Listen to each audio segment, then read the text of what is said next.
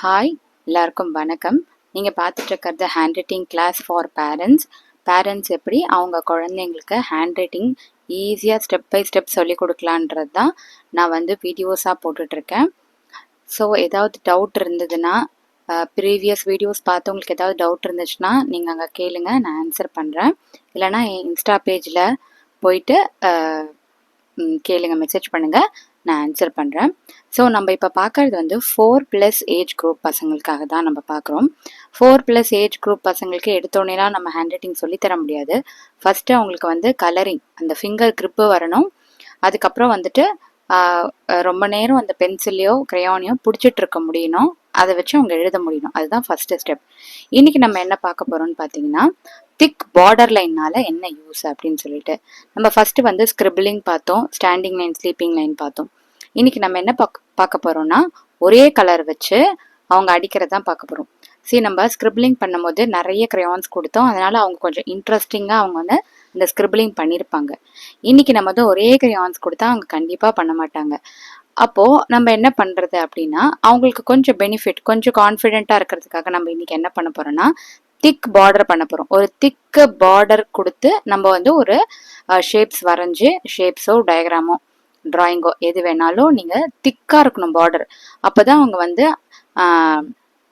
அவங்க அடிக்கும் போது அந்த அளவுக்கு வெளியில் போகாது. ஓகேவா? கண்ட்ரோலாக அடிப்பாங்க. ஸோ நம்ம அவங்களுக்காக பெனிஃபிட்டுக்காக ஒரே கலர்ல, அதனால் அவங்க கான்ஃபிடென்ட் லெவல் இன்க்ரீஸ் பண்ணுறதுக்காகவும், அவங்க ஒரு பிக்சர் வெளியில் போகாமல் அடிக்கிறதுக்காகவும் நம்ம சைட்லேருந்து ஒரு ஹெல்ப் பண்ண போகிறோம். அது என்னன்னு பார்த்தீங்கன்னா, திக் பார்டர் தான். இப்போ நான் திக் பார்டர் கொடுத்துட்டேன். இப்போ நான் திக் பார்டர் ஒரு ஷேப் வரைஞ்சிட்டு அதில் நல்லா திக்காக போல்டாக பார்டர் கொடுத்துட்டு நம்ம என்ன பண்ண போகிறோம்னா, அவுட்லைனே ஃபஸ்ட்டு நம்ம அவங்கள அவுட்லைனே வரைய சொல்ல போகிறோம். அவுட்லைனே அந்த பார்டர் பக்கத்துலேயே வரை, க்ரையான்ஸ் வச்சு பக்கத்துலேயே கொடு அப்படின்னு சொல்லிட்டு உள்ளர் கலரிங் கொடுக்க சொல்ல போகிறோம். ஸோ பாருங்க நான் எப்படி கொடுக்குறேன்றத.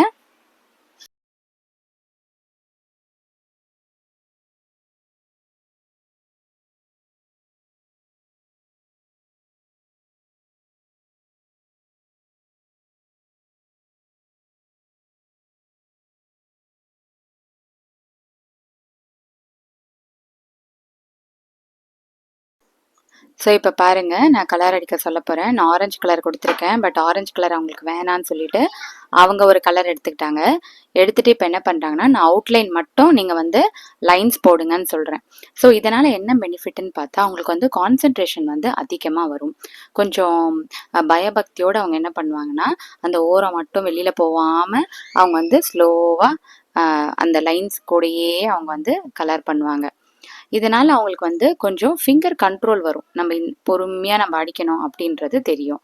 அதே மாதிரி அவங்க அப்படியே வெளியில் போனாலும், அந்த ஷேப்பை விட்டு கலரிங் வெளில போனாலும் கொஞ்சோண்டு தான் போவாங்க.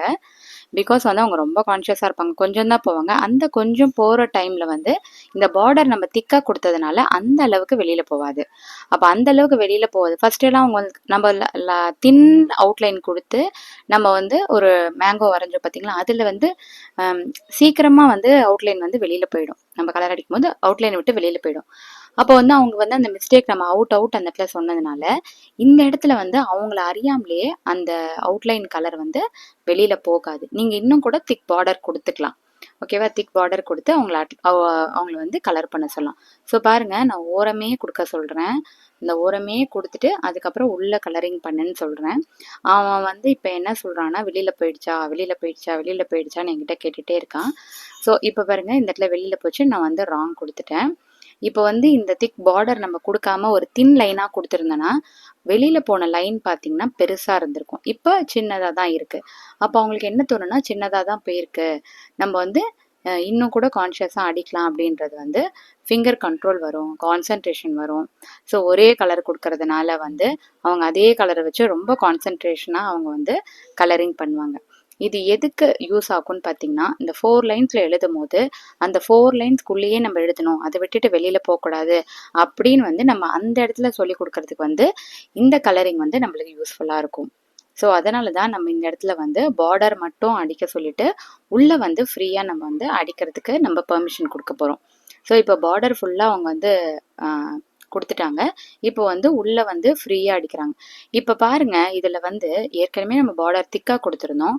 இப்ப இன்னும் வேற இவன் கலர் குடுத்து திக் பண்ணியிருக்கான். அப்போ உள்ள அவன் வந்து ரேண்டமா குடுக்கும்போது, இன்னுமே வந்து கலர் வந்து வெளில போவாது.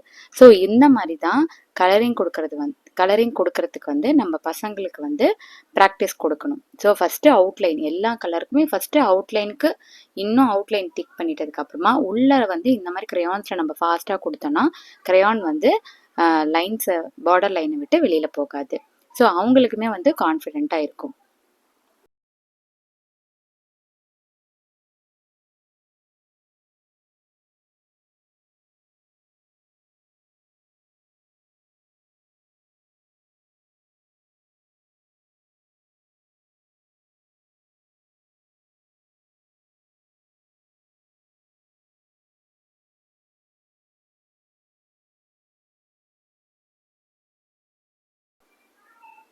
ஸோ நடுவுல சம் ஒயிட்ஸ் இருக்கும் கண்டிப்பா. குழந்தைங்களால ஃபுல்லா பண்ண முடியாது. அந்த ஒயிட்ஸ் எல்லாம் ஸ்பெஷலா கான்சன்ட்ரேட் எடுத்து round round round round round round round round round round round round இந்த மாதிரி சொல்லி கொடுத்தீங்கன்னா அவங்க அந்த ஒயிட்ஸ் எல்லாமே அந்த ரவுண்ட் ரவுண்ட் ரவுண்ட் சொல்லி அவங்க வந்து அந்த ஒயிட்ஸ் எல்லாம் வந்து க்ளோஸ் பண்ணிடுவாங்க. அப்படியே அவங்களால சில ஒயிட்ஸ் பண்ண முடியலன்னா அவங்க கிரையானை வாங்கி அவங்க கையை பிடிச்சி நீங்களே அந்த ரவுண்ட்ஸ் எல்லாமே க்ளோஸ் பண்ணிடுங்க. ஏன் சொல்றேன்னா அவங்களுக்கு வந்து பரவாயில்ல, அடுத்த டிராயிங்க்கு அவங்க போயிட்டாங்கன்னா அவங்களுக்கு கடைசி வரைக்கும் தெரியாது இந்த ஒயிட்ஸ்லாம் இருந்தால் பரவாயில்லன்னு நினச்சிப்பாங்க. ஸோ ஃபுல்லாக வந்து ஒன்று அவங்கள பண்ண வைங்க, இல்லை அவங்க கையை பிடிச்சி பண்ண வைங்க, இல்லைன்னா நீங்களே அந்த கலரிங் கொடுத்துருங்க. இது அவுட்டு, இருந்தாலும் நான் உனக்காக பண்ணுறேன் அப்படின்னு சொல்லிட்டு நீங்கள் என்ன பண்ணுங்க, நீங்கள் கலரிங் பண்ணிடுங்க. எதுக்காகனா ஒரு டிராயிங் வந்து ஃபுல்லாக கலரிங் பண்ணாதான் அந்த அந்த டிராயிங் வந்து ஃபுல்ஃபில் ஆயிருக்கும் அப்படின்றது நம்ம எக்ஸ்பிளைன் பண்ணணும். இப்போ அவனால் கலர் குடிக்க முடியலன்னு சொல்லிட்டு நான் இருக்கிற கலர் எல்லாம் நான் குடிச்சிட்டு இப்படி தான் ஃபினிஷ் பண்ணணும்னு நம்ம சொல்லணும். அப்போது ஒரு கலர்னா நம்ம ஃபுல்லாக கொடுக்கணும், ஒரு ஒயிட்ஸ் கூட இருக்கக்கூடாது அப்படின்னு மைண்டில் போய் ரெஜிஸ்டர் ஆகும். ஸோ நெக்ஸ்ட் டைம் வந்து அவங்க முடிஞ்ச அளவுக்கு அந்த ஒயிட்ஸ் வந்து வராமல் பார்த்துப்பாங்க. ஹேண்ட் ரைட்டிங் வந்து ரொம்ப ரொம்ப இம்பார்ட்டண்ட்.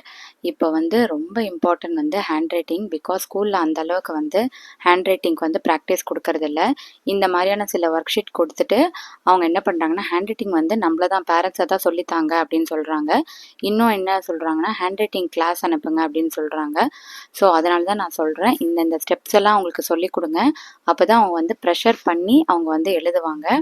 இல்லை நீங்கள் இதெல்லாம் கொடுக்காம அவங்க பசங்க எழுதினாலுமே அந்த அளவுக்கு வந்து ப்ரெஷர் போட்டு பென்சிலில் வந்து லைட்டாக தான் இருக்கும், நோட்டில் ப்ரெஷர் போட்டு எழுத மாட்டாங்க. எல்லாமே வந்து ட்ராபேக்காக பின்னாடி நம்மளுக்கு வரும். அதனால தான் நான் சொல்கிறேன், ஸ்டெப் பை ஸ்டெப்பாக இதை வந்து கற்றுக் கொடுங்க பசங்களுக்கு. இதை கற்றுக் கொடுத்துட்டு பசங்களுக்கு வந்து நான் சொல்லிக் கொடுக்குற மாதிரி ஹேண்ட் ரைட்டிங் சொல்லிக் கொடுங்க. கண்டிப்பாக அவங்க வந்து நல்லா எழுதுவாங்க.